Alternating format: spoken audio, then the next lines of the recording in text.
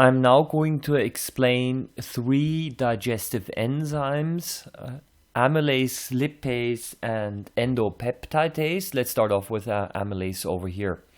So amylase, as I already explained in a previous video, breaks down amylose, which is a type of starch, to maltose. Now, maltose is a disaccharide because it is made of two glucose molecules. What I do now is the following. I will explain you briefly how I write this. Amylose over here is referred to as our substrate. Maltose is the product. And what I usually do is I usually write the name of the enzyme over the arrow. So I should write the word amylase over here, over the arrow. Concerning some of the endings over here, the ending ase always refers to an enzyme, and an ose is always a sugar.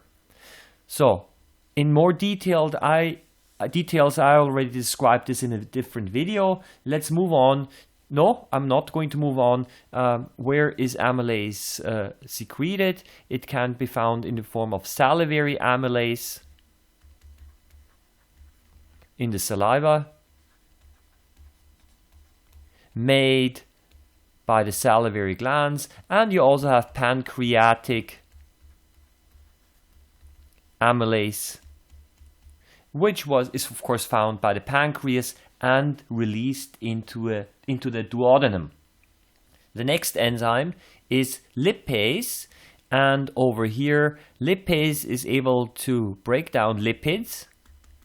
That is our substrate, the enzyme, into glycerol, plus, in the case of triglycerides, usually 3 fatty acids. Now, it depends a little bit on the type of lipid that you have. It can also be 1 or 2 fatty acids if it has already been digested and some of the fatty acids have been removed. Again, where is lipase secreted? For example, pancreatic lipase, which is produced by the pancreas and then released into the duodenum. And the last one is endopeptidase, or simply peptidases. What they do is they break down polypeptides, which are proteins.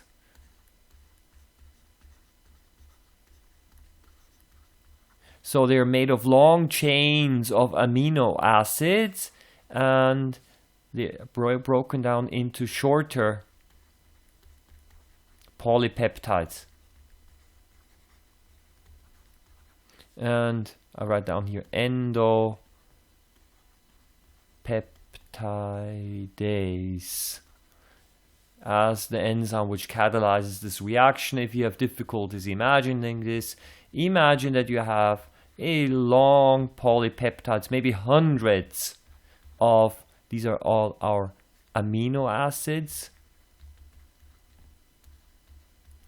And what the endopeptidase does is it chops it up like this, and then you have several shorter chains of polypeptides. Where does this happen? Protein digestion occurs mainly in the stomach. Not only, of course, but to a large extent, because these reactions require also a low pH. So this was basically an overview over three important enzymes found in the digestive system.